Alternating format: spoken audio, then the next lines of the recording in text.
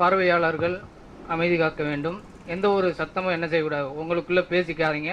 அதே நேரத்தில் விவாதம் புரியக்கூடியவர்கள் அந்த எடுத்து வைத்த கருத்துக்கு மாத்திரம் பதில் சொல்லுங்கள். தனிப்பட்ட நபர் அவர் பிசாசை போன்று குழப்புகிறார் என்று அந்த நபரை பார்த்து தாக்கி பேச வேண்டாம். இந்த தரப்பிலிருந்தும் பேச வேண்டாம். தற்போது முஸ்லீம்கள் தரப்பில் தங்களுடைய வாதத்தை ஆரம்பிப்பார். அஸ்ஸலாமு அலைக்கும் வரஹ்மத்துல்லாஹி வரகாத்து. ஏக இறைவனின் சாந்தியும் சமாதானமும் அவனுடைய கருணையும் அவனுடைய அருள் வளங்கள் அனைத்தும் நம் அனைவரின் மீது உண்டாவதாக. அவுது பில்லாஹி மினஷ் ஷைத்தானி ரஜீம். இறைவா, உன்னால் விரட்டப்பட்ட ஷைத்தானின் தீங்குகளிலிருந்து உன்னிடம் பாதுகாவல் தேடுகிறேன். பிஸ்மில்லாஹிர் ரஹ்மானிர் ரஹீம். அளவற்ற அருளாளனும் நிகரற்ற அன்புடையனுமாகிய அல்லாஹ்வின் திருப்பெயரால் என்னுடைய இந்த பேச்சை துவங்குகின்றேன். அஷ்ஹது அன் லா இலாஹ இல்லல்லாஹ் வ அஷ்ஹது அன்ன முஹம்மதன் அப்துஹு வ ரசூலுஹு. வணக்கத்துக்குரியவன் அல்லாஹ் ஒருவனை தவிர வேறு எவரும் இல்லை. முகமது நபி ஸல்லல்லாஹு அலைஹி வஸல்லம் அவர்கள் அல்லாஹ்வுடைய அடிமை என்றும் அவனுடைய தூதர் என்றும் நான் சாட்சி கூறுகின்றேன். அஷ்ஹது அன் லா இலாஹ இல்லல்லாஹ் வ அஷ்ஹது அன்ன ஈசா அப்துஹு வ ரசூலுஹு. வணக்கத்துக்குரியவன் அல்லாஹ் ஒருவனை தவிர வேறு எவரும் இல்லை. இயேசு கிறிஸ்து அவர்கள் அல்லாஹ்வுடைய அடிமை என்றும் அவனுடைய தூதர் என்றும் நான் சாட்சி கூறுகின்றேன். அல்ஹம்துலில்லாஹி ரப்பில் ஆலமீன். வானங்கள், பூமி, சூரியன், சந்திரன், அண்டசராசரங்கள், நட்சத்திரங்கள், பூமியில் உள்ள சகல ஜீவராசிகள் அனைத்தையும் படைத்து வளர்த்து பரிபாலித்து வரும் ஏக இறைவனாகிய அல்லாஹுக்கே போல் அனைத்தும். அளவற்ற அருளாளன், நிகரற்ற அன்புடையவன், யாவற்றையும் மிகைத்தவன், ஞானமுள்ளவன், மிக்க மன்னிப்பவன், கிருபையுள்ளவன், சாந்தி அளிப்பவன், உணவளிப்பவன், ஆட்சிக்கு அதிபதி, ஆட்சியை கொடுப்பவன், ஆட்சியை பறிப்பவன், மகா பொறுமையாளன், அடக்கி ஆள்பவன், ஏகன், உயிர் கொடுப்பவன், உருவமளிப்பவன், உணவளிப்பவன், மரணிக்க செய்பவன், மீண்டும் உயிர் கொடுத்து எழுப்பவன், தீர்ப்பு நாளின் அதிபதி, இப்படி பெருமைகள் அனைத்துக்கும் சொந்தக்காரனான ஏக இறைவனாகிய அல்லாஹுவை போற்றி புகழ்ந்து துதித்து இன்றைய தலைப்புக்குள், அது இயேசு கடவுளா என்ற தலைப்புக்குள் நான் சொல்லுகிறேன். இறைவன் யார் என்று பைபிள்ல சொல்லப்பட்டிருக்கு. 1 தீமோத்தேயு 6வது அதிகாரம் 16வது வசனம். ஒருவராய் சாவாமை உள்ளவரும் சேரக்கூடாத ஒளியில் வாசம் பண்ணுகிறவரும் மனுஷரில் ஒருவரும் கண்டிராதவரும் காணக்கூடாதவருமாய் இருக்கிறவர். இறைவன் ஒருவன் தான். ஒருவராய் 3 பேர் கிடையாது, 10 பேர் கிடையாது, 30 கோடி தேவர்கள் கிடையாது. இறைவன் ஒருவன் தான். ஒருவராய் சாவாமை உள்ளவரும், யாருக்கு மரணம் இல்லையோ அவன் தான் இறைவன். ஒருவராய் சாவாமை உள்ளவரும், மரணம் இல்லாதவன் இறைவன். செத்து போய் 3 நாள் கழிச்சு உயிர் தெழுற மனிதன் இறைவன் கிடையாது. யாருக்கு மரணம் இல்லையோ அவனே இறைவன். சாவாமை உள்ளவரும் சேரக்கூடாத ஒளியில் வாசம் பண்ணுகிறவன். இறைவன் ஒளி பொருந்தியவன். எல்லா வேதங்களும் சொல்லுது. இந்துக்கள் வேதம் சொல்லுது, பைபிள் சொல்லுது, குரான் சொல்லுது. குரான்ல அதுக்கு தனி அத்தியாயமே இருக்கு. அதுல மாட்டு கருத்து இல்லை. ஒருவராய் சாவாமை உள்ளவரும் சேரக்கூடாத ஒளியில் வாசம் பண்ணுகிறவரும் மனுஷரில் ஒருவரும் கண்டிராதவரும். எந்த மனுஷனையும் தேவனை பார்த்தது இல்ல. மனுஷரில் ஒருவரும் கண்டிராதவரும். இயேசு கிறிஸ்து இந்த உலகத்துல, ஈசா அலைஹி ஸலாத்து வஸலாம், இயேசு கிறிஸ்து அவர்கள் மீது இறைவனுடைய சாந்தியும் சமாதானம் உண்டாதாக. ஜீசஸ் கிரைஸ்ட் இந்த உலகத்துல வாழ்ந்த காலத்துல அவங்களுடைய தாயார் மரியம் அலைஹிஸ்ஸலாம் அவங்க கண்ணால பார்த்திருக்காங்க. அவங்களுடைய 12 சீடர்களும் பார்த்திருக்காங்க, யூதர்கள் பார்த்திருக்காங்க. அந்த கானானிய ஸ்திரீ, பிலாத்து மன்னன் எல்லாரும் கண்ணார கண்டு அவங்கள்ட்ட பேசியிருக்கிறாங்க. அப்ப மனுஷரில் ஒருவரும் கண்டிராதவன் தான் இறைவன் சொன்னால் இயேசு கிறிஸ்து எப்படி இறைவனா இருக்க முடியும்? மனுஷரில் ஒருவரும் கண்டிராதவரும் காணக்கூடாதவருமா இருக்கிறவர், காண முடியாதவருமா இருக்கிறவர் இறைவன். யாராவது இறைவனை பார்த்தேன்னு சொன்னா நம்ம நம்புவோமா? யாருமே நம்ப மாட்டோம். ஆக இறைவனுக்கு இலக்கணமாக பைபிள் சொல்றது 1 தீமோத்தேயு 6வது அதிகாரம் 16வது வசனத்துல, ஒருவராய் சாவாமை உள்ளவரும் சேரக்கூடாத ஒளியில் வாசம் பண்ணுகிறவரும் மனுஷரில் ஒருவரும் கண்டிராதவரும் காணக்கூடாதமாய் இருக்கிறவர், காண முடியாதமாய் இருக்கிறவர், அவருக்கே கனமும் நித்திய வல்லமை உண்டாயிருப்பதா. ஆமென். இது பைபிள் சொல்லுது. அதன்படி பார்த்தால் ஜீசஸ் கிரைஸ்ட் கடவுள் கிடையாது. அவன் அல்லாஹ்வுடைய கண்ணியமிக்க தூதர். இம்மையிலும் மறுமையிலும் கண்ணியமிக்க அல்லாஹ்வின் தூதர். ஜீசஸ் கிரைஸ்ட் யோவான் 17வது அதிகாரம் 3வது வசனத்தில் சொல்றாங்க.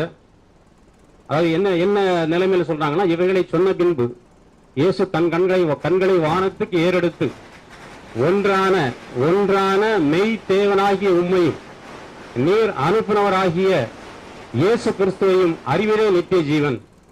ஒன்றான மெய் தேவனாகிய உம்மையும் நீர் அனுப்பினவராகிய இயேசு கிறிஸ்துவையும் அறிவதே நித்திய ஜீவன். இதை நாங்க அரபி மொழியில் எப்படி சொல்லுவோம்னு சொன்னா, லா இலாஹ இல்லல்லாஹ் ஈசா ரசூலுல்லாஹ்.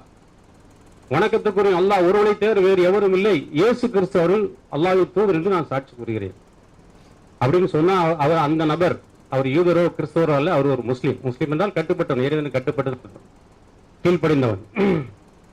ஆக ஒன்றான மெய் தேவனாகிய உம்மையும் நீர் அனுப்பினவராக, தேவனால் அனுப்பப்பட்டவர்.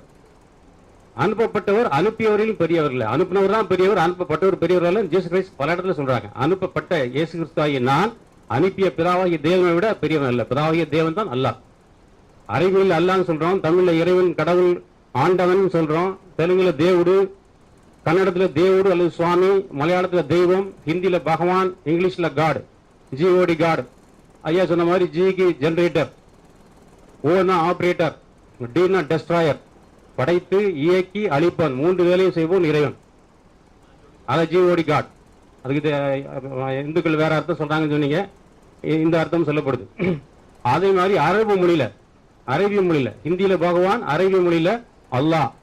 அரபியிலையும் பைபிள் இருக்கு, அரபிய மொழியிலையும் பைபிள் இருக்கு. எங்கெங்கெல்லாம் பைபிள்ல தேவன்ற வார்த்தை வருதோ அங்கெங்கெல்லாம் அல்லாஹ் தான் இருக்கும். அரபி வார்த்தைய தேவனுக்கு, அரபி வார்த்தை அல்லாஹ்.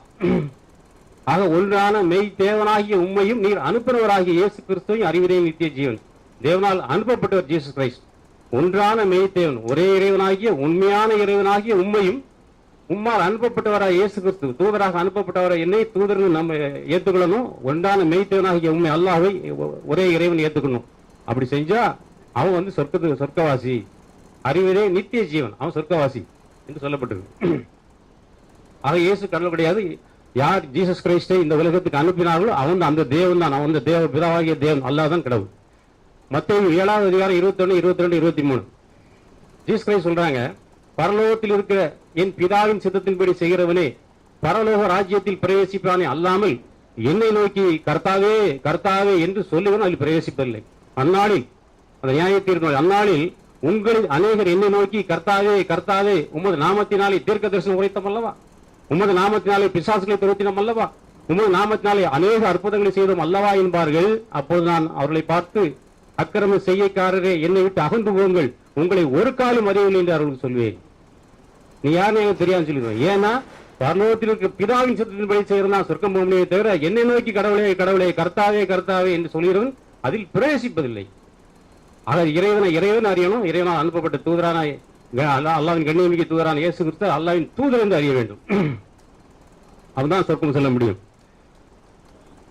அவ அந்த பரிசேயர், அந்த வேதபாரர்கள், அவங்க ஜீசஸ் கிரைஸ்ட கேட்கிறாங்க. மார்க்ல 12, 28 இருந்து ஆரம்பிக்கும், 28 to 34. வேதபாரகரில் ஒருவன் அவர்கள் தர்க்கம் பண்ணுகிறதை கேட்டு அவர்களுக்கு நன்றாய் உத்தரவு சொன்னார் என்று அறிந்து அவரிடத்தில் வந்து கற்பனைகளில் எல்லாம் பிரதான கற்பனை எது என்று கேட்டார். இங்கிலீஷ் பைபிள்ல கமாண்ட்மெண்ட் போட்டிருக்கு, தமிழ் பைபிள்ல கற்பனைன்னு போட்டிருக்கு. கமாண்ட்மெண்ட்னா கட்டளை, தேவனுடைய கட்டளையில் முதல் கட்டளை எது அப்படின்னு அந்த கேட்கிறார், அந்த வேதபாரகர் கேட்கிறார். அதுக்கு ஜீசஸ் கிரைஸ்ட் சொல்றாங்க, கற்பனைகளில் பிரதான கற்பனை எது என்றால், இஸ்ரவேலே கேள், நம்முடைய தேவனாகிய கர்த்தர் ஒருவரே கர்த்தர். ஜீசஸ் கிரைஸ்ட் தன்னையும் சேர்த்துக்கிறாங்க.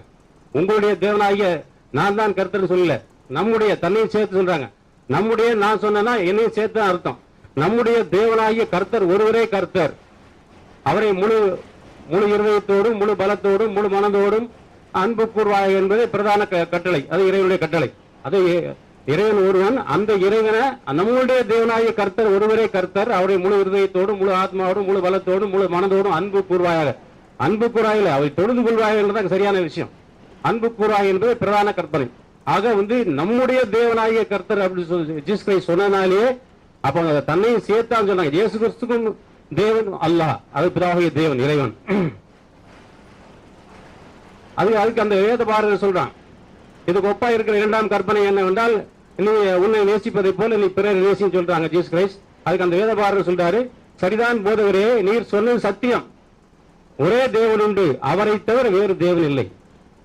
இதுக்கு அப்படியே அறிவியல சொன்னீங்கன்னா, ஒரே தேவன் உண்டு, அவரை தவிர வேறு தேவன் இல்லை. லா இலாக இல்லல்லா, லான்னா இல்லைன்னு அர்த்தம். இலாகன்னா கடவுள் தேவன், லா இலாக கடவுளே இல்ல. இலாக இல்லல்லா அப்படின்னா இலாகன்னா கடவுள், இல்லல்லான்னா அல்லாஹ்வை தவிர, இல்லல்லா அல்லாஹ், அல்லாஹ்வை தவிர வேறு கடவுள். அதுதான் அந்த வேதபாரகர் சொல்றாரு, சரிதான் போதகரே, போதகர் தான் சொல்லியிருக்காரு, கடவுளே கடவுளே மகனே எல்லாம் சொல்ல, சரிதான் போதகரே, நீர் சொன்னது சத்தியம், ஒரே தேவன் உண்டு, அவரை தவிர வேறு தேவன் இல்லை. அப்ப ஜீசஸ் கிரைஸ்ட் சொல்றாங்க, பதில் சொல்றாங்க, அவன் விவேகமாய் உத்தரவு சொன்னதை இயேசு கண்டு, நீ பரலோக ராஜ்யத்திற்கு நீ தூரமானவன் அல்ல. சரியா சொல்லிட்ட பாதி, ஆனால் நீ சொர்க்கத்துக்கு நெருங்கிட்ட. ஜீசஸ் சொன்னது, அவன் விவேகமாய் உத்தரவு சொன்னதை இயேசு கண்டு, நீ பரலோக ராஜ்யத்திற்கு தூரமானவன் அல்ல. அப்ப நீ கரெக்டா சொல்லிட்ட, லா இலாக இல்லல்லா, ஒரே தேவன் உண்டு, அவரை தவிர வேறு தேவன் இல்லை. அந்த தேவனை தான் முழு இருதயத்தோடும் முழு பலத்தோடும் முழு ஆன்மாவோடும் முழு மனதோடும் அன்பு கூறாக. இது அன்பு கூறுவது சர்வாங்க தகனம் பலிகளை பார்க்கிலும் முக்கியமாக இருக்கிறது சொல்றார் அவர். ஆக இறைவன் ஜீசஸ் கிறிஸ்து கிடையாது, இயேசு கிறிஸ்துவை இந்த பூமிக்கு அனுப்பிய அல்லாஹ் தேவன் தான் இறைவன். ஐயா சொன்னாங்க பட்டயம்னா அதுக்கு வேற அர்த்தம் சொன்னாங்க. அதாவது அது 10வது அதிகாரத்துல 34 35 வசனத்துல சமாதானத்தை அல்ல பட்டயத்தை அனுப்ப வந்து ஜீசஸ் கிரைஸ்ட் சொல்றாங்க. அதே ஜீசஸ் கிரைஸ்ட் லூக்காவுல 12வது அதிகாரத்துல 51 இருந்து 53 வரைக்கும் சொல்றாங்க சமாதானத்தை அல்ல பிரிவினை உண்டாக்க வந்து டைரக்டா மேட்டருக்கு வந்துட்டாங்க. பட்டயம்னா அதுக்கு வேற அர்த்தம் கொடுக்குறீங்க நீங்க. டைரக்டா சொல்றாங்க சமாதானத்தை அல்ல பிரிவினை உண்டாக்க வந்து எப்படி எனில் அதுக்கு விளக்கம் வேற. இது முதல் 5 பேர் இருக்கிற வீட்டில் 3 பேருக்கு விரோதமாய் 2 பேரும் 2 பேருக்கு விரோதமாய் 3 பேரும் பிரிந்திருப்பார்கள். தகப்பன் மகனுக்கும் தாய் மகளுக்கும் மாமி மருமகளுக்கும் விரோதமாய் பிரிந்திருப்பார்கள். இப்ப சமாதானத்தை உண்டாக்க வந்தல வரல, நான் பிரிவினை உண்டாக்க வந்தேன். மார்க் நல்ல நோட் பண்ணிடுங்க, மார்க்ல இருக்கு.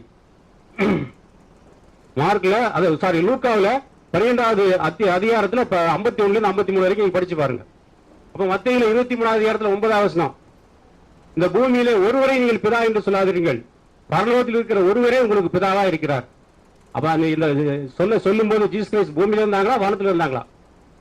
பூமியில இருந்து பூமியில உள்ள மக்களை பார்த்து சொன்னாங்க இந்த பூமியில ஒருவரை நீங்கள் பிதா என்று சொல்லாதீர்கள், பரலோகத்தில் இருக்கிற ஒருவரே உங்களுக்கு பிதாவா இருக்கிறார். அந்த மகன மரியாள் அவன் ஜீசஸ் கிரைஸ்ட் இறந்து சிலுவையில் அறையப்பட்டு கொல்லப்பட்டு கேள்விப்பட்டு அவங்களுடைய டெட் பாடியை வாங்கிட்டு போறதுக்காக வர்றாங்க. இந்த கல்லறை தோட்டத்துக்கு வரும்போது அப்ப ஜீசஸ் கிரைஸ்ட் பார்த்து கேட்கிறாங்க, ஸ்திரியே ஏன் அழுகிறாய், யாரை தேடி? அவங்க தோட்டக்காரர் மாதிரி ஒரு மாறு வேஷத்துல இருக்காங்க. அதனால அந்த பெண் மகதலேனா மரியாளால ஜீசஸ் கிறிஸ்து அடையாளம் கண்டுக்க முடியல. அப்ப அவங்க கேட்கிறாங்க, ஸ்திரியே ஏன் அழுகிறாய், யாரை தேடுகிறாய்? ஐயா என் ஆண்டவர் எங்கு வைத்துள்ளீர்கள்? வைத்த இடம் தெரிந்தவர்களானால் என்னிடம் கூறுங்கள், நான் போய் அவரை எடுத்துக் கொள்வேன் என்றாள். டெட் பாடிய.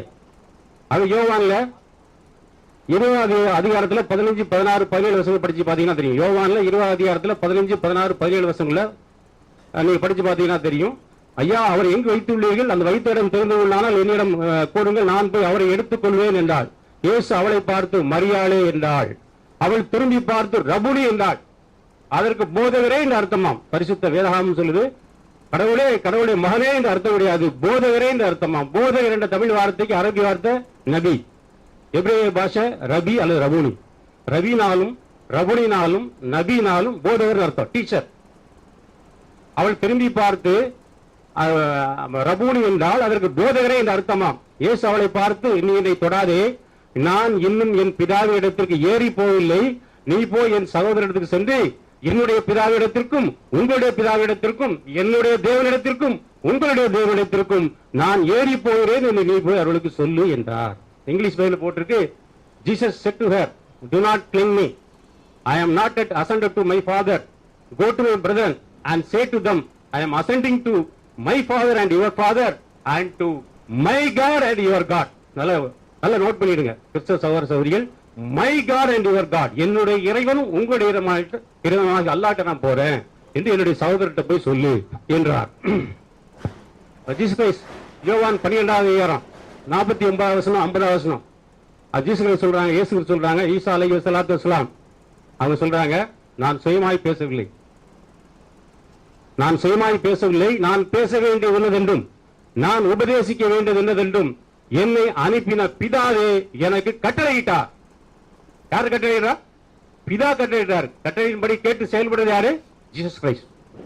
நான் சுயமாய் பேசவில்லை, நான் பேச வேண்டியது என்னதென்றும் நான் உபதேசிக்க வேண்டியது என்னதென்றும் என்னை அனுப்பின பிதாவே எனக்கு கட்டளையிட்டார். அவருடைய கட்டளை நித்திய ஜீவனாக இருக்கின்ற அறிவே, ஆகையால் என் பிதா எனக்கு சொன்னபடியே நான் பேசுகிறேன் என்றார். ஜீசஸ் கிரைஸ்ட் சொந்தமா பேச முடியாது, ஏனென்றால் அவர் கடவுள் கிடையாது, கடவுளால் அனுப்பப்பட்ட கண்ணியமிக்க தூதர். இன்மையிலும் மறுமையிலும் கண்ணியமிக்க அல்லாஹ்வுடைய தூதர். அவங்க சொந்தமா பேச முடியாது. அதுதான் சொல்லி காமிக்கிறாங்க, என்ன அனுப்புற பிதாவே எனக்கு கட்டளையிட்டா. கட்டளை இடுபவர் பெரியவரா, கட்டளையும் கேட்டு அதன்படி நடக்கிறவர் பெரியவரா? கட்டளை இடுபவர் இறைவனா, கட்டளையும் கேட்டு அதன்படி நடப்பவர் இறைவனா? இறைவனுடைய தூதர் ஜீசஸ் கிரைஸ்ட். தேவன் தான். யார் கட்டளையிடாதோ அவன் தான் இறைவன், அவன் தான் அல்லாஹ். அந்த பேதுரு அந்த காவலாளிய காதை அறுத்து விட்டுறாரு. அப்ப ஜீசஸ் கிரைஸ்ட் கோபம் வருது. என்ன சொல்றாங்க? பட்டயத்தை உரையில் போடு, பட்டயத்தை எடுத்தவன் பட்டயத்தினாலே சாவான் சொல்லிட்டு என்ன சொல்றாங்க? நான் என் பிதாவை வேண்டிக் கொண்டான். நான் என் பிதாவை வேண்டிக் கொண்டால் 12 லேகியானுக்கு அதிகமான தூதர்களை அனுப்ப மாட்டார் என்று நினைக்கிறாயா? அனுப்ப மாட்டாரா? பிதாவை வேண்டணும்.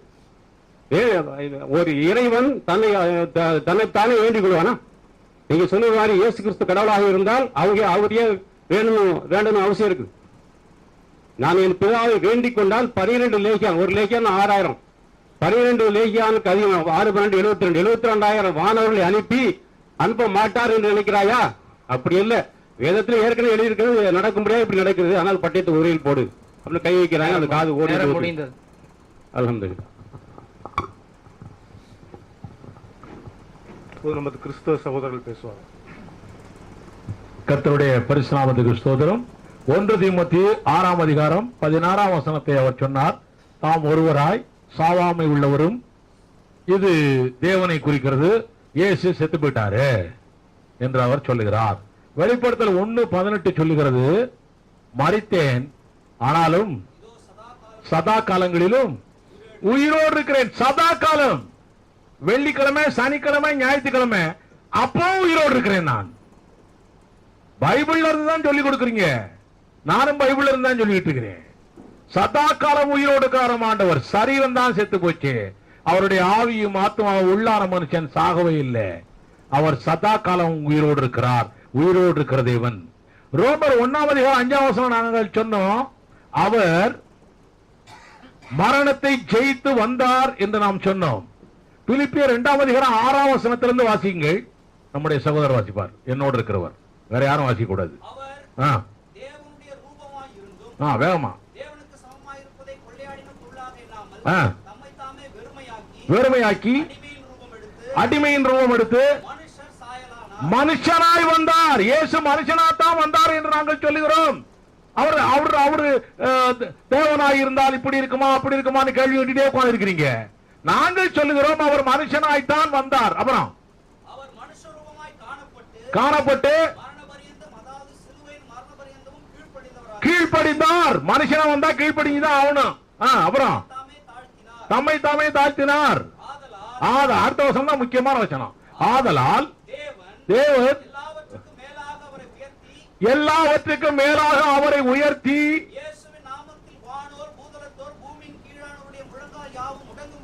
உலகத்தில் உள்ள அத்தனை பேருடைய முழங்கால்களும் இயேசுவுக்கு முன்னாலே முடங்க வேண்டும் என்று பிதாவாகிய தேவன் சொல்லி இருக்கிறார் என்றால் இவர் தேவன் அல்லவா?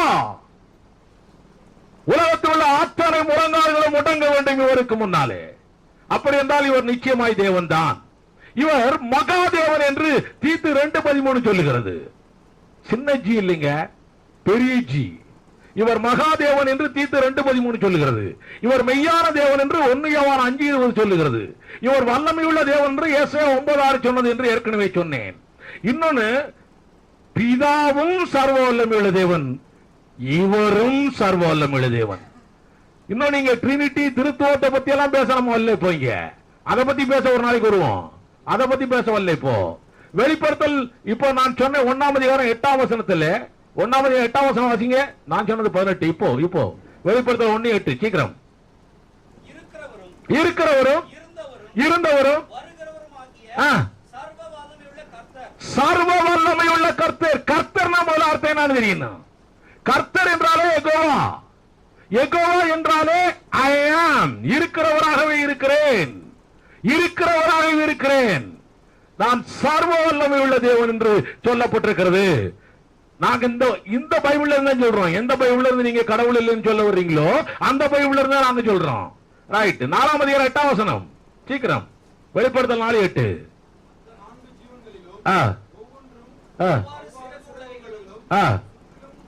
சீக்கிரம்.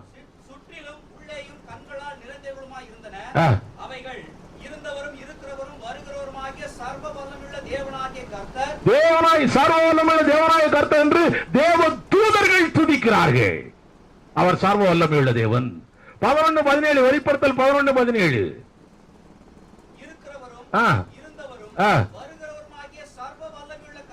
சர்வ வல்லமையுள்ள கர்த்தர்.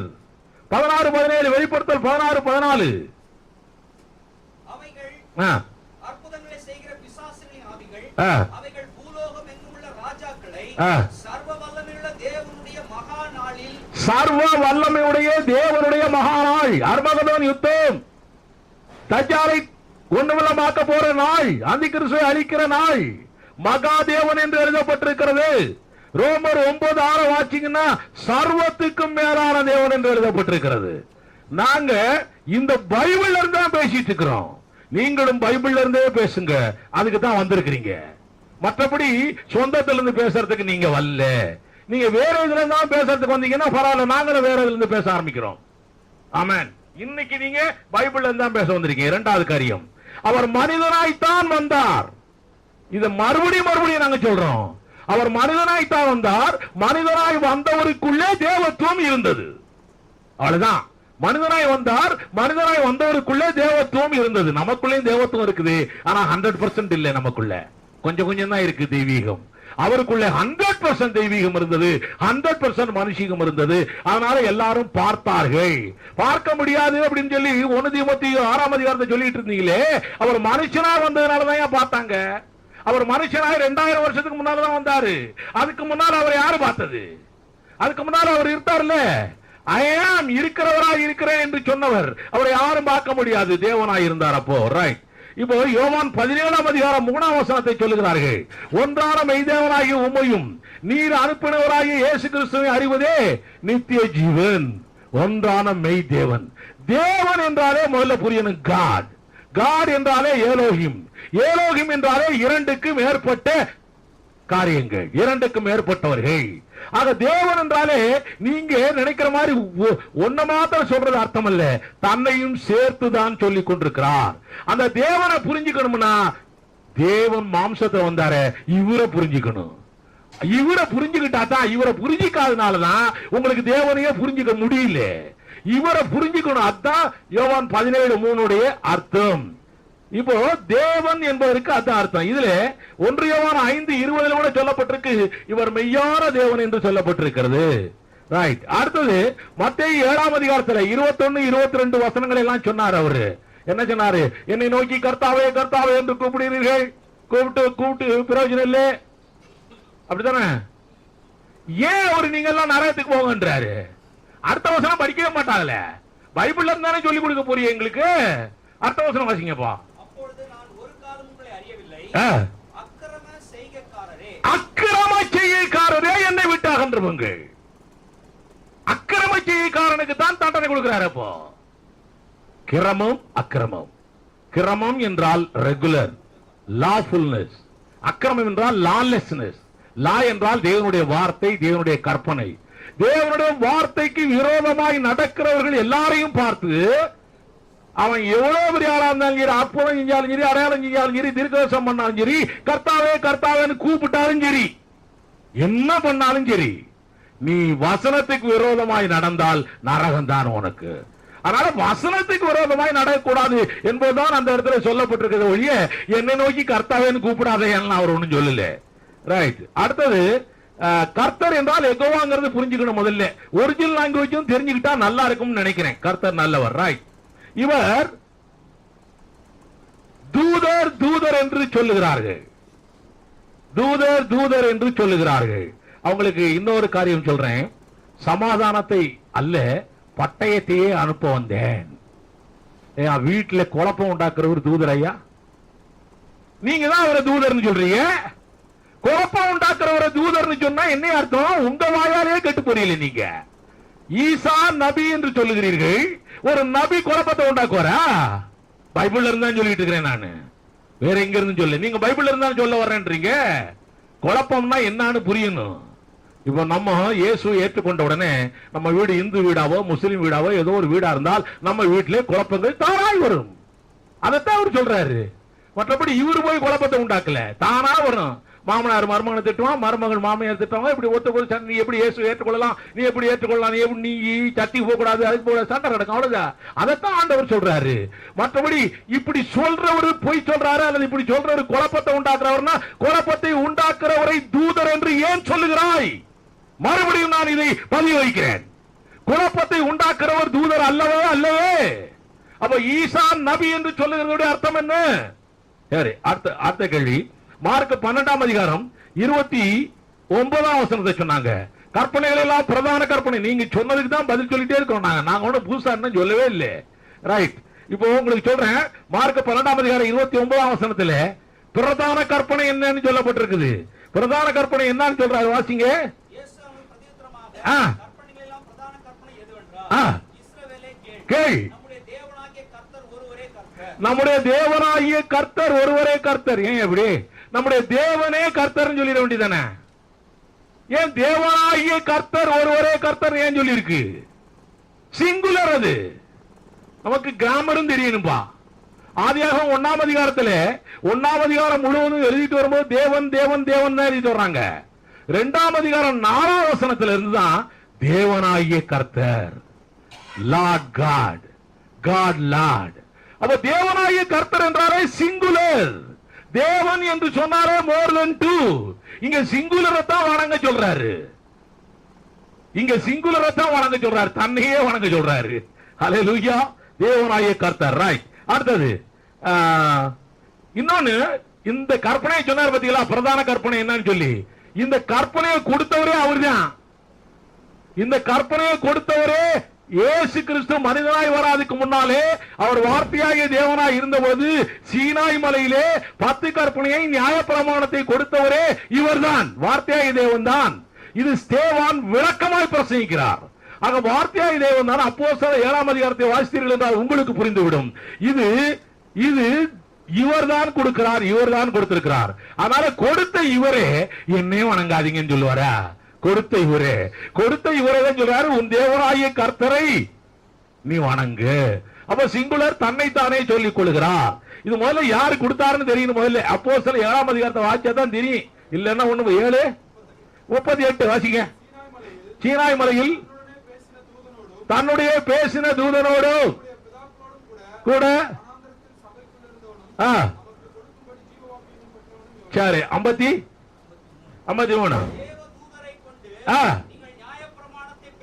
தேவதூதரை கொண்டு நீங்க சொல்றீங்களா, தூதர்னு சொல்றீங்களா, அவரை கொண்டுதான் நியாயப்பிரமாணமே கிடைச்சது. அல்லேலூயா. ஆமென். ரைட். கர்த்தர் நல்லவர். அதே நியாயப்பிரமாணத்தை தான் இந்த இடத்துல வந்து சொல்றாரு. இவர் தூதராச்சே, பொய் சொல்ல மாட்டார்ல. உங்களுடைய கருத்துப்படி தூதர் பொய்யே சொல்ல மாட்டாரு. கர்த்தர் நல்லவர். ரைட். அவர் தான் யெகோவா தேவன். ரைட். முடிஞ்சது. அதெல்லாம் அப்புறம் நம்ம சொல்லிக்கலாம். இப்போ அவங்க சொல்றதுக்கே பதில் சொல்லிட்டு இருக்கிறோம். இன்னும் அவர் தேவன் என்று சொல்வதற்கு அடுத்த ரவுண்ட்ல சொல்ல போறேன், அவர் எப்படி தேவன் என்பதை பற்றி. யோவான் 20:17 சொல்லப்பட்டிருக்கிறது, என்னுடைய தேவனிடத்திலும் உங்களுடைய தேவனிடத்துக்கும் போகிறேன். நீங்க உங்கள் பிள்ளை எங்கள் பிள்ளைன்னு சொல்லியிருக்கேன். அப்படின்னா இயேசு இன்னும் இந்த பூமியில இருக்கிற வரைக்கும் மனித நிலையில் தான் இருக்கிறார். எப்போ வரைக்கும்? அந்தி கிறிஸ்து அழிக்கிற வரைக்கும் மனித உருவிலே மனித நிலையில் தான் இருக்கிறார். இப்பவும் பரலோகத்திலையும் மனித உருவில் தான் இருந்து கொண்டிருக்கிறார். ஆனால் அவர் மனித நிலையில் தான் பேசுவார் ஒழிய வேற நிலையில எல்லாம் பேசவே மாட்டார். ரைட். பிதாவே கட்டளையிட்டார், அந்த கட்டளையை தான் இவர் செய்கிறாரு. இவர் என்னையா கடவுளா?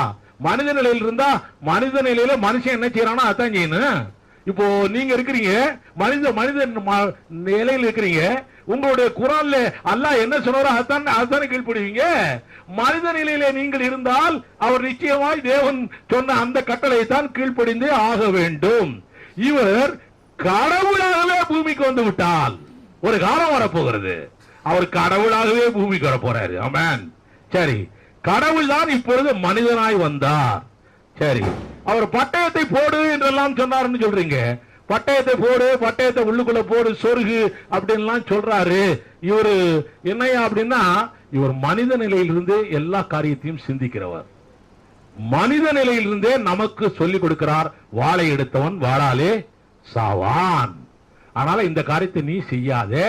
நான் நினைத்திருந்தால் 12 லேகியோன் தூதர்களை கொண்டு வர மாட்டார்களா? கடவுள் ஏன் இவராலே செய்ய முடியாதா? கடவுள் நிலையில இருந்தா தான் ஏன் கன்னி வயிற்றுல பிறக்கணும்? யார்கிட்ட வானத்துல டுவார்னு குதிச்சிருக்கலாமே. கடவுள் நிலையில பூமிக்கு வரல. கடவுள் நிலையில பூமிக்கு வந்தால் கடவுளை ஒருத்தரும் பார்க்க முடியாது. நீங்க தான் எடுத்து கொடுத்தீங்க வசனம் 1 தீமோத்தேயு 6ஆம் அதிகாரம். ஒருத்தரும் பார்க்க முடியாது. அதனால இப்போ அவரை எல்லாரும் பார்த்தாங்க. அப்ப அவர் கடவுள் நிலையில இங்க வரல, மனித நிலையில் தான் வந்தார். அதைத்தான் வேதமும் சொல்லுகிறது. அவர் அடிமையின் ரூபம் எடுத்து வந்தார், மனித சாயலாய் வந்தார். அப்ப மனித சாயலாய் வந்தவங்களை எல்லாரும் தான் பார்ப்பாங்க. அவருக்குள்ள தெய்வீகம் இருந்தது 100%. அதுபோல இப்போ நம்ம எல்லாருக்கும் இயேசு கிறிஸ்துவை ஏற்றுக்கொண்ட அத்தனை பேருக்குள்ளும் தெய்வீகம் இருக்கிறது 100% இல்ல, அவருக்குள்ளே 100% இருந்தது. அதுதான் வேதம் சொல்லுகிறது.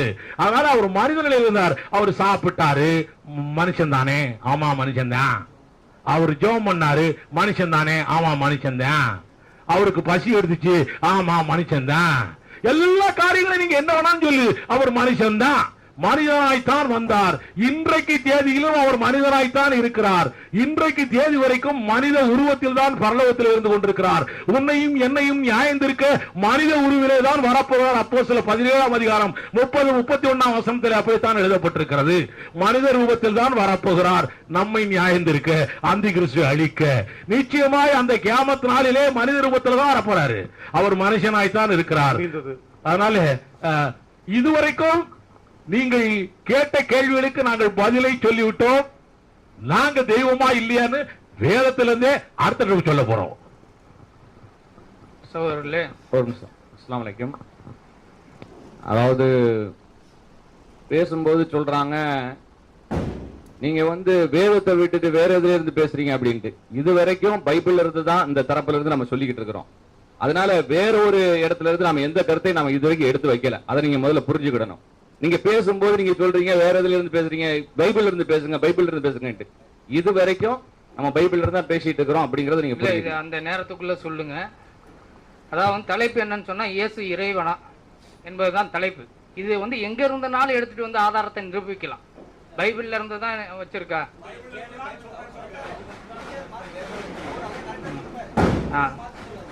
எங்க இருந்து நாங்களும் எங்க இருந்து சொல்ல முடியும். சொல்லுங்க. அதுக்கு வரல. இப்போ பேசும்போது என்ன சொன்னாங்கன்னு சொன்னா, பைபிளை விட்டுட்டு வேற எதுல இருந்தோ சொல்றீங்கன்னு சொன்னாங்க. இந்த சபையில இருந்து பேசக்கூடிய பேச்சுல இது வரைக்கும் பைபிள்ல இருந்தா ஒவ்வொன்றையும் எடுத்து சொல்லிட்டு இருக்கிறோம் அப்படிங்கறது நீங்க புரிஞ்சுக்கணும். சரி, தற்போது இறுதி சுற்று நடுவர் பக்கம்.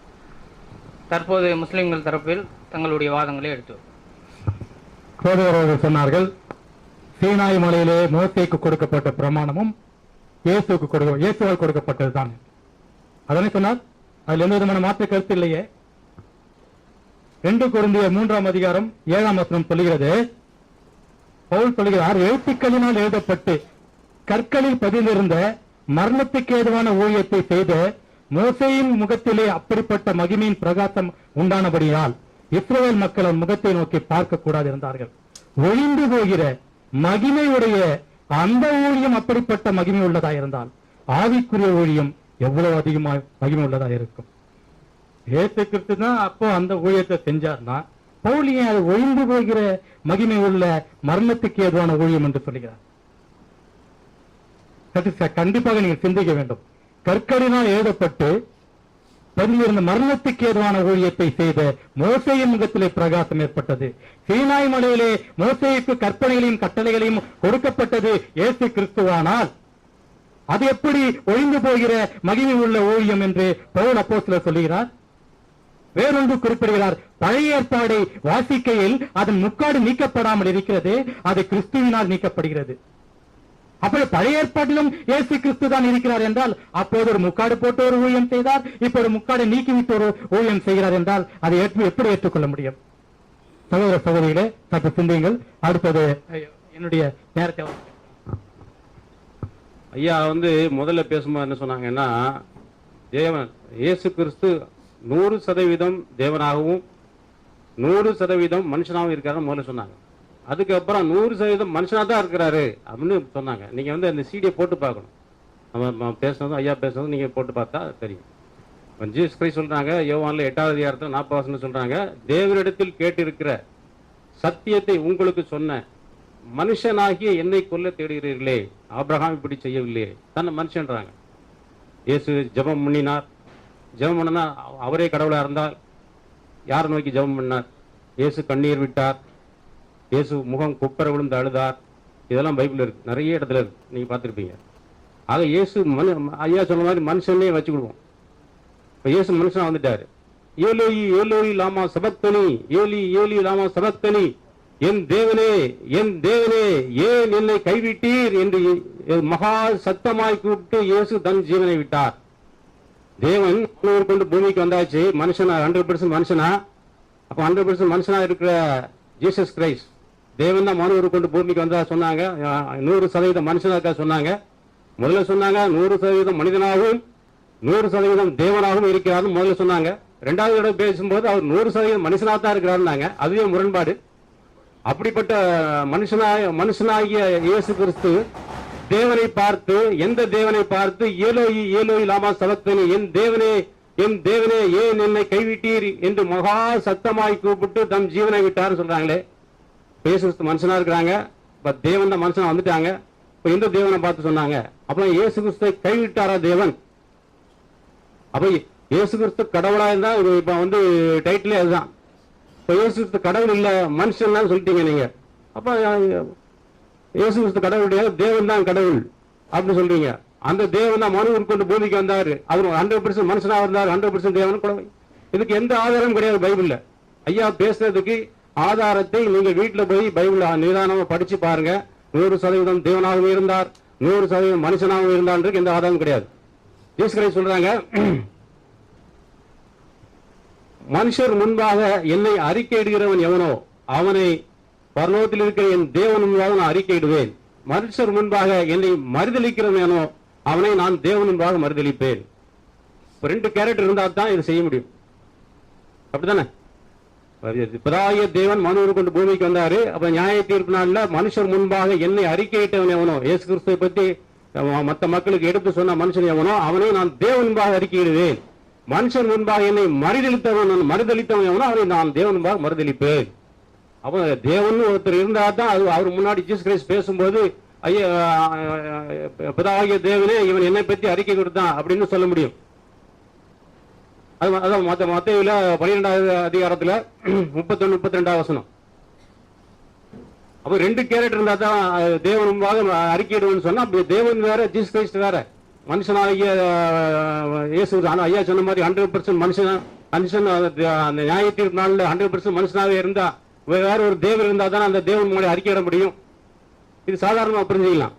ஐயா சொன்னா ஏலோஹிம் தான் மோர் தேன் 2 அப்படின்னாங்க. இதுலயே தெரியுது ஏலோயி நாமா சமத்தனி அப்படின்னா என் தேவனே ஏன் என்னை கைவிட்டீர் என்று அர்த்தம். ஐயா சொன்ன மாதிரி ஏலோஹிம் மோர் தேன் 2, 2க்கு மேற்பட்ட 2 லட்சம் கூட 2 மேற்பட்டதான், 3 தான் இருக்குன்னு அவசியம் கிடையாது. அப்ப ஏலோயி நாமா என் தேவனே அப்ப சிங்குலர் தான் சொல்றாங்க ஜீசஸ் கிரைஸ்ட். என் தேவனே ஏன் என்னை கைவிட்டீர் என்று சொல்லி இயேசு மகா சத்தமாய் கூப்பிட்டு ஜீவனை விட்டார் சொன்னா, ஒரே இறைவனை பார்த்து ஜீசஸ் கிரைஸ்ட் தூதராக அனுப்பப்பட்ட இயேசு கிறிஸ்து தேவனை பார்த்து சொல்றாங்க. தேவனை ஜீசஸ் கிரைஸ்டை கைவிட்ட தேவனா? அப்போ ஜீசஸ் கிரைஸ்ட் தேவன் பூமிக்கு வந்தார், அவர்தான் 100% மனுஷன், 100% தேவன். எந்த தேவனை பார்த்து தேவனை ஏன் என்னை கைவிட்டு சொன்னாரு?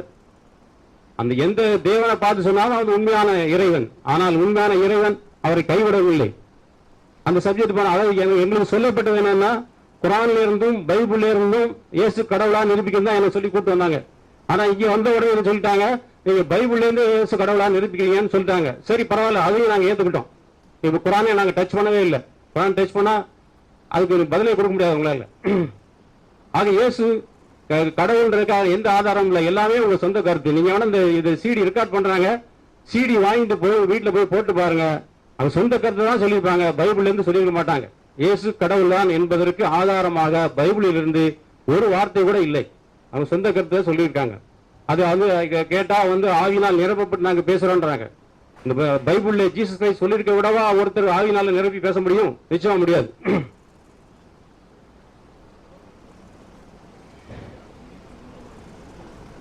பைபிளுக்கு மூல மொழி இருக்காங்க. இந்த குரான்ல மூல மொழி இருக்கு, அரபி மொழி இருக்கு. எந்த மொழியில இறக்கப்பட்டதோ அந்த மொழியில இருக்கு. பைபிளுக்கு மூல மொழி கிடையாது, எந்த பைபிளையும் கிடையாது. இங்கிலீஷ் பைபிள் இருக்கும், தமிழ் மொழி இருக்கும். ஜீசஸ் கிரைஸ்ட் பேசினது தமிழோ இங்கிலீஷோ கிடையாது. அவங்க அராமிக், எபிரேயு மற்றும் கிரேக்க பாஷையிலிருந்து மூல மொழிகளில் மொழிபெயர்க்கப்பட்டது இந்த பைபிள் போட்டிருக்காங்க. அந்த பாஷையில இருக்கா? பைபிள் இருக்கா? கிடையவே கிடையாது, எங்கேயுமே கிடையாது. ஆமா, ஆக அவங்க பேசுறதுக்கு நான் பதில் கொடுக்குறேன். டாபிக் மாறாமல் பேச வேண்டும். என்று மட்டும் பேச வேண்டும். பைபிளுக்கோ குரானுக்கோ செல்ல தேவையில்லை. இறை வார்த்தை இல்லைன்னு சொல்லு. ஐயா தான் சொன்னாங்க மூல பாஷையில சொல்றோம்னு சொல்லிட்டு, அதுக்கு பதில் சொல்ல வேண்டிய கடமை இல்லையா? அதாவது சொல்லக்கூடிய விஷயத்தை கேட்டுக்கோங்க. டாபிக் மாறினா அவங்க அவங்களுடைய நேரத்தை வேஸ்ட் பண்றாங்க. உங்களுக்கு வரையில இது மொத்தமா பேசினது டாபிக் உட்பட்டதே இல்லதுக்கு நாங்க பதில் சொல்ல முடியாதுன்னு சொல்லிட்டு போயிடலாம். யோவான்ல 10வது அதிகாரத்துல 36வது வசனம் ஜீசஸ் கிரைஸ்ட் சொல்றாங்க, தேவனால் பரிசுத்தமாக்கப்பட்டும் உலகத்திற்கு அனுப்பப்பட்டும் இருக்கிற நான் என்னை தேவகுமாரன் சொன்னால் நான் தேவ தூஷணம் சொல்லுகிறேன் என்று நீங்கள் சொல்லலாமா? இப்ப யாரால பரிசுத்தமாக்கப்பட்டாங்க? தேவனால், இறைவனால் பரிசுத்தமாக்கப்பட்டு, அல்லாஹ்வினால் பரிசுத்தமாக்கப்பட்டு இந்த உலகத்திற்கு அனுப்பப்பட்டார்கள் ஜீசஸ் கிரைஸ்ட். அப்போ பரிசுத்தமாக்கியது யாருனால் தேவன், இறைவன். பரிசுத்தமாக்கப்பட்டது யார்? Jesus Christ. அப்போ ஜீசஸ் கிரைஸ்ட் இன்னொருத்தரால், தேவனால், இறைவனால் பரிசுத்தமாக்கப்பட்டு இந்த உலகத்துக்கு அனுப்பப்பட்டார். பரிசுத்தப்படுத்தியவர் தான் இறைவன், பரிசுத்தமாக்கப்பட்டவர் இயேசு கிறிஸ்து. அந்த பரிசுத்தமாக்கியவர் தான் இறைவனை தவிர இயேசு கிறிஸ்து இறைவன் கிடையாது.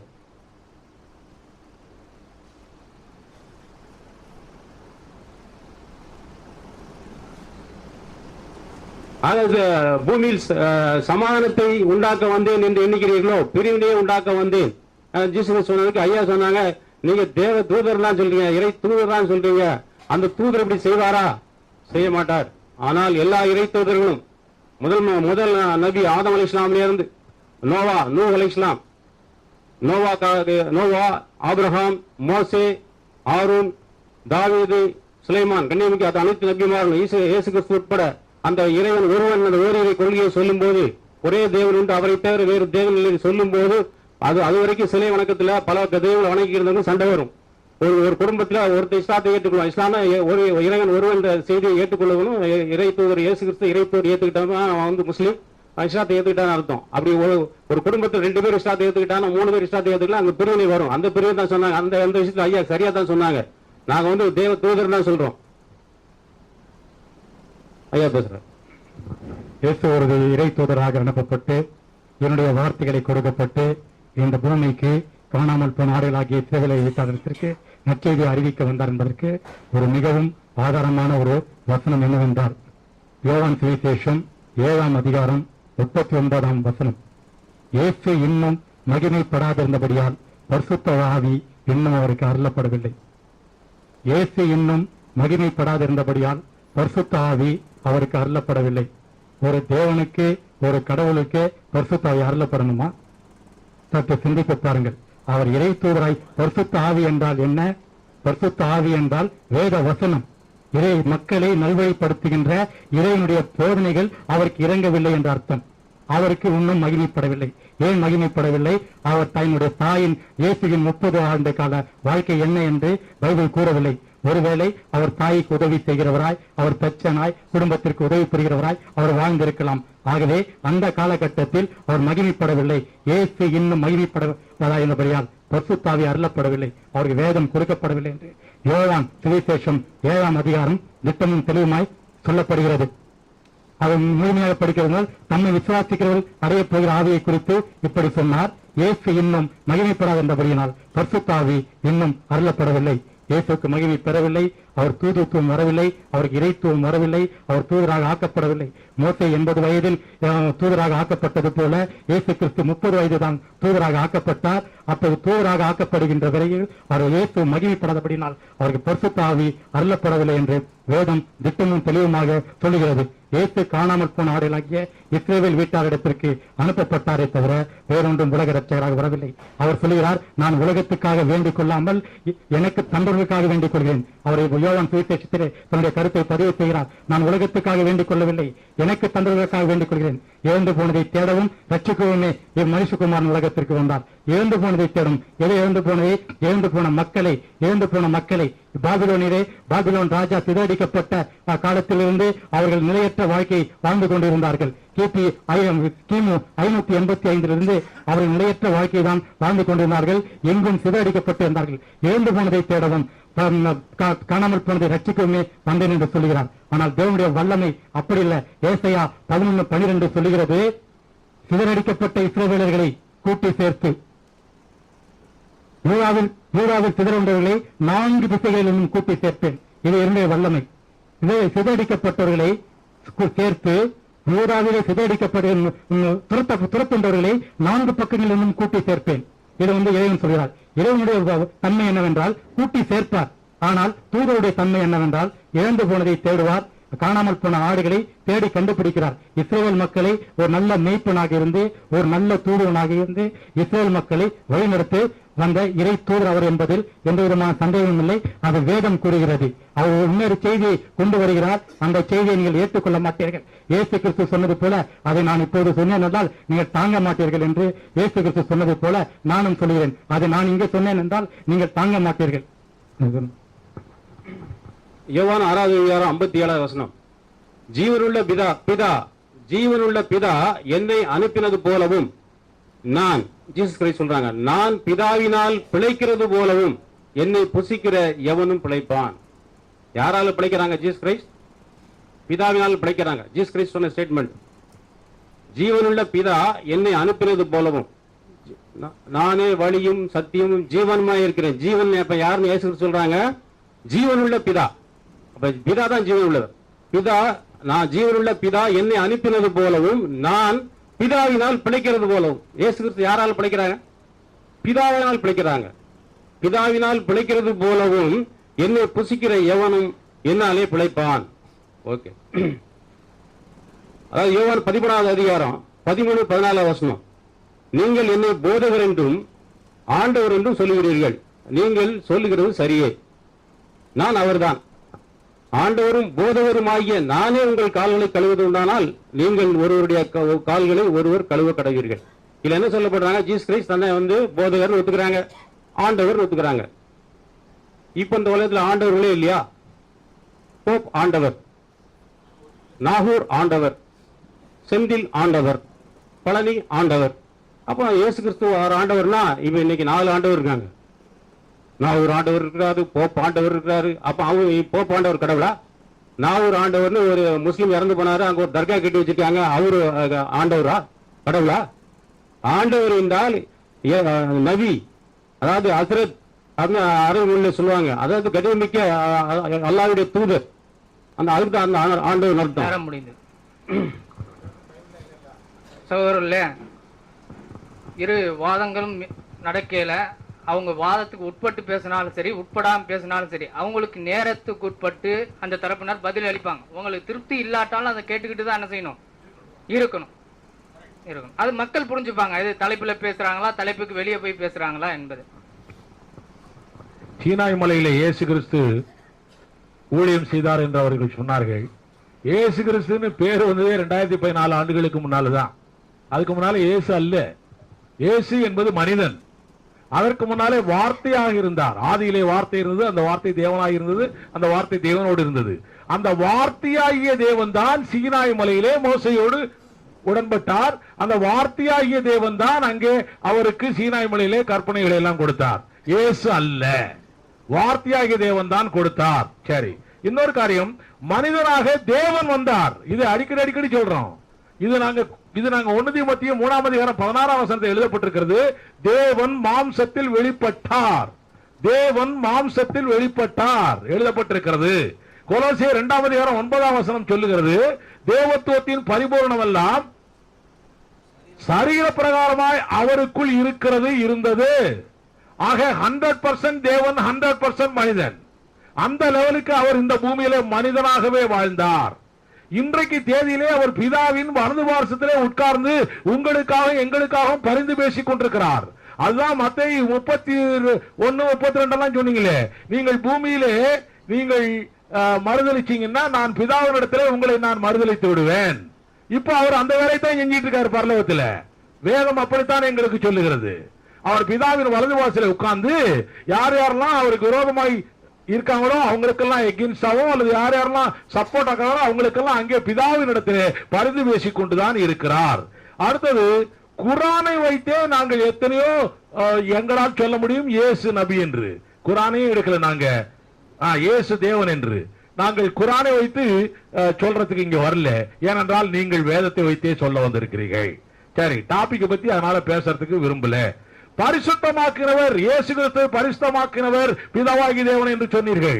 பரிசுத்தம் என்பதற்கு மூல பாஷையே படிக்கிறதில்லை. நம்ம பரிசுத்தம் என்பதற்கு மூல பாஷையிலே பரிசுத்தம் என்றால் கிரேக்க பாஷையிலோ சரி அல்லது ஹீப்ரு பாஷையிலோ சரி, பரிசுத்தம் என்றால் நீங்கள் நினைக்கிற ஹோலினஸ் அல்ல. ரெண்டு அர்த்தங்கள் உண்டு பரிசுத்தத்துக்கு. ஒன்று செட் அப்பார்ட், இன்னொன்று ஹோலினஸ். செட் அப்பார்ட் என்றால் பிரித்தெடுக்கப்பட்ட நிலை. நாம் எல்லாரும் பரிசுத்தம் உள்ளவர்கள் என்றால் உண்மையிலே நம்முடைய வாழ்க்கையிலே ஹோலினஸ் என்ற அர்த்தம் அல்ல, உலகத்தை விட்டு நாம் பிரித்தெடுக்கப்பட்டவர்களாக இருக்கிறோம். அதே போல இயேசு கிறிஸ்து உலகத்திலே வந்த அத்தனை பேரிலும் அவர் பிரித்தெடுக்கப்பட்டவராய் பரிசுத்தமாக்கப்பட்டவராய் இருக்கிறார். அதைத்தான் எழுதப்பட்டிருக்கிறது அங்கே. ரைட். யோவான் 7:37-38 அவர் ஒரு விசித்திரமாய் விளக்கத்தை சொன்னார். அவர் விசித்திரமாய், அதை நான் சொல்லுறேன், வாசிங்க. வேத வாக்கியம் சொல்லுகிறது, என்னிடத்தில் விசுவாசமாய் இருக்கிறவன் எவனோ அவன் உள்ளத்திலிருந்து ஜீவ தண்ணீருள்ள நதிகள் ஓடும் என்றார். அவன் உள்ளத்திலிருந்து ஜீவ தண்ணீருள்ள நதிகள் ஓடும். ஜீவ தண்ணீர் என்றால் தேவனுடைய வார்த்தை. தம்மை விசுவாசிக்கிறவர்கள் அடைய போகிற ஆவியை குறித்து இப்படி சொன்னார். தம்மை விசுவாசிக்கிறவர்கள் இன்னும் பரிசுத்த ஆவியை பெறவில்லை. இயேசு வாழ்ந்த வரைக்கும் பரிசுத்த ஆவியை அவர்கள் பெறவில்லை. அவர்கள் தம்மை விசுவாசிக்கிறவர்கள் அடைய போகிற பரிசுத்த ஆவியை பற்றி இப்படி சொன்னார். இயேசு இன்னும் மகிமை என்றால் என்ன அர்த்தம்? குளோரினஸ். மகிமை என்றால் என்ன அர்த்தம்? அவர் மரித்து உயிர்த்தெழுந்த போதுதான் அவர் மகிமைப்பட்டார். மரணத்தை ஜெயித்த போதுதான் மகிமைப்பட்டார். அவர் மகிமைப்பட்டுதான், அதனாலதான் அவர் சொல்லிட்டு போனாரு, நான் போய் உங்களுக்கு வேறொரு தேற்றரவாளனை அனுப்புவேன்.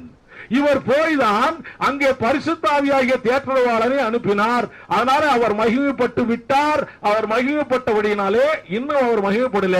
அதனால பரிசுத்த ஆவி அவர்களுக்கு அளிக்கப்படவில்லை. ரைட். ஆண்டவர் என்றாலே அவங்களுக்கு இன்னும் ஒரிஜினல் வேர்டை படிக்கிறது இல்ல பிரதர். ஆண்டவர் என்றால் லார்ட். எல் கேபிட்டல் எல்லையா? Capital L. எல்லாம் படிங்க போய் கேபிட்டல் எல் ஆண்டவர் என்றால். இப்பொழுது நான் உங்களுக்கு கடற்கரை என்று உங்களுக்கு நான் சில காரியங்களை சொல்ல போகிறேன். இயேசு கிறிஸ்து தேவன் என்பதை பற்றி 1 தீமோத்தேயு 3:16 இவர் மாம்சத்தில் வெளிப்பட்ட தேவன் என்று வேதம் சொல்லுகிறது. யோவான் 10:30 நானும் பிதாவும் சமம் என்று சொல்லுகிறார். அவர் தன்னை தேவன் என்று சொல்லுகிறார் என்று புரிந்து கொண்டே அவர்கள் கல்லை எடுத்தார்கள் என்று யோவான் 10:33 சொல்லுகிறது. பாவ மன்னிப்பு தருகிறவர் தேவன் தான், நம்ம எல்லாருக்கும் தெரியும். பாவ மன்னிப்பு தருகிற தேவன் தான். இயேசுவே தருவதால் இவர் தேவன் தான். இவர் இயேசுவே தருகிறார் சொன்ன உடனே இவர் தேவதூஷணம் சொல்லுகிறார் என்று அவரை கல்லால் அடிக்க போனார்கள். நீ எப்படி மனுஷன் கொடுக்கலாம் என்று சொல்லி. ஆக இவர் தேவன் தான்.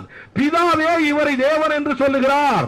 பழைய ஏற்பாட்டிலே சங்கீதக்காரன் சங்கீதம் 45:6-7 படித்தீர்கள் என்றால் தேவனே என்று குமாரனை நோக்கி தேவனே சொல்றார், தேவனே என்று சொல்லி.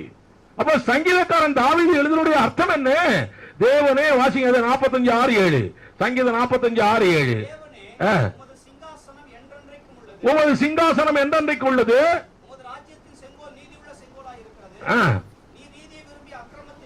சரி.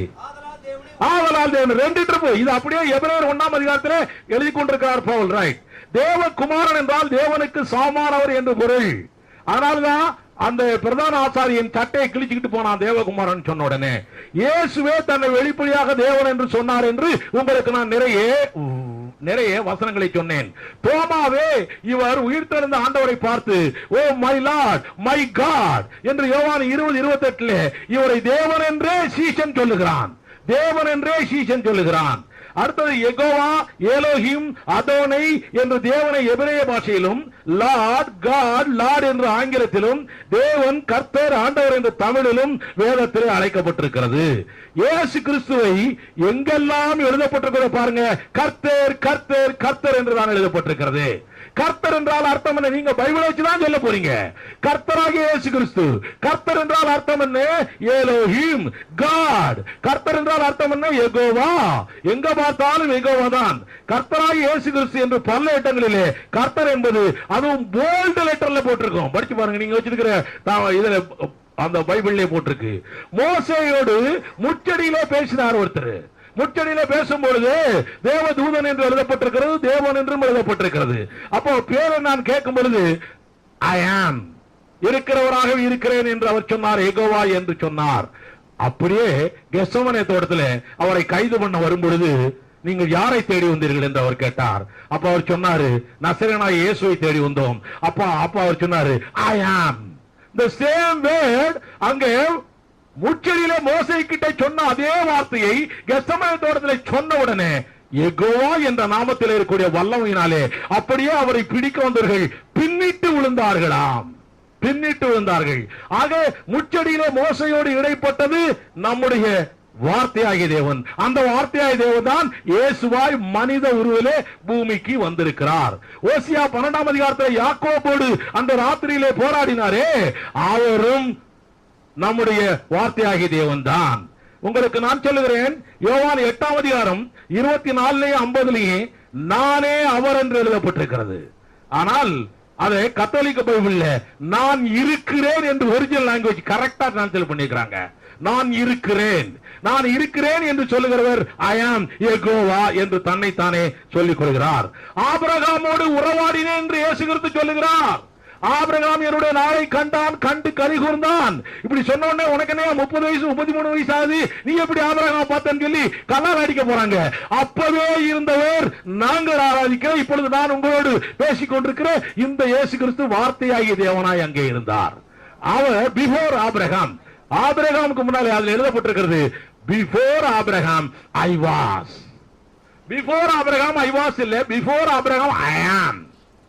பிஃபோர் ஆபிரகாம் நான் இருக்கிறவராகவே இருக்கிறேன், ஆபிரகாமோடு உறவாடினேன். இப்படி சொன்ன உடனே கல்ல விட்டு அடிக்க வந்தான். எல்லாரும் அங்க இருக்கிறவன், அங்க இருக்கிற ஆட்கள் இவரை கொன்னவனுக்கு புரியுது இவர் தன்னை தேவன் என்று சொல்லுகிறார் என்று நமக்கு தான் புரிய மாட்டேங்குது. சங்கீதம் 2:7 சொல்லப்பட்டிருக்கிறது இவர் உயிர்த்தெழுந்தவர் என்று எழுதப்பட்டிருக்கிறது. ஆக உயிர்த்தெழுந்த தேவன் இவர். அதனால இவர் தேவத்துவத்தின் பரிபூர்ணம் எல்லாம் சரீர பிரகாரமாய் இவருக்குள்ளே இருக்கிறது. அவருடைய சரீரம் ரத்தம் எல்லாம் உலகத்திலே உண்டாக்கப்பட்டது அல்ல, பரலோகத்திலிருந்தே இறக்கப்பட்டது. பரலோகத்திலிருந்தே அவருடைய சரீரம் இறக்கப்பட்டது. எபிரேயர் 10:5, சங்கீதம் 40:6-8, யோவான் 6:51, 1 கொரிந்தியர் 15:47 எல்லாம் பரலோகத்திலிருந்தே இறக்கப்பட்டிருக்கிறது அவருடைய ரத்தமும் சரீரமும். அதனாலதான் நமக்கு பாவ மன்னிப்பு, வெற்றி வாழ்க்கை, விடுதலை எல்லாம் இந்த இயேசு கிறிஸ்துவாலே கிடைக்கிறது. அதனால இன்னும் அதிகமாய் சொன்னால் இவரை தெய்வம் என்று நாங்கள் சொல்லுகிறது அற்புத அடையாளம் செய்கிறதுனால் அல்ல. இன்னும் இவரை நாங்கள் தெய்வமாய் சொல்லுகிறது என்ன காரணம் என்றால் மரணத்தை ஜெயித்த சரித்திர புருஷர் என்பதனாலே. சரித்திர புருஷர் ரொம்ப முக்கியமான வேர்டு அது. மரணத்தை ஜெயித்த சரித்திர புருஷர், சரித்திரத்தை கிபி கிமு என்று இரண்டாய் பிரித்தவர்.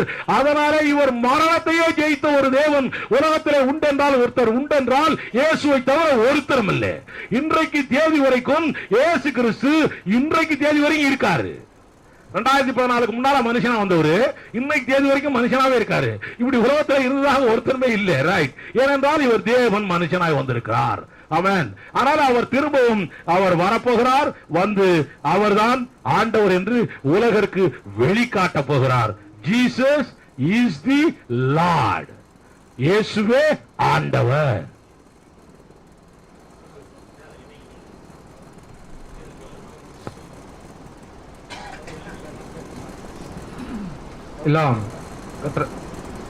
எல்லாம் சொல்லி முடித்தாயிற்று.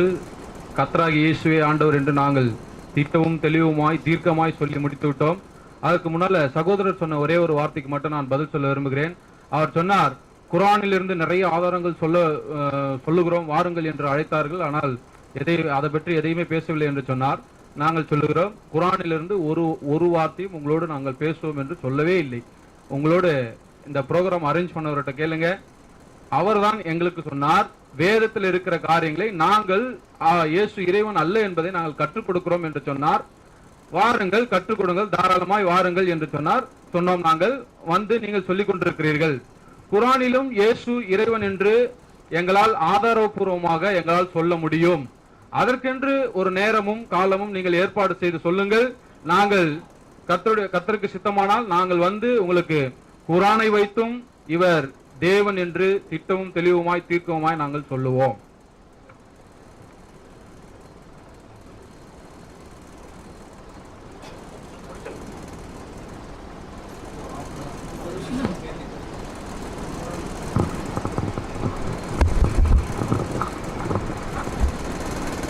தற்போது வாதம் நிறைவுற்றது.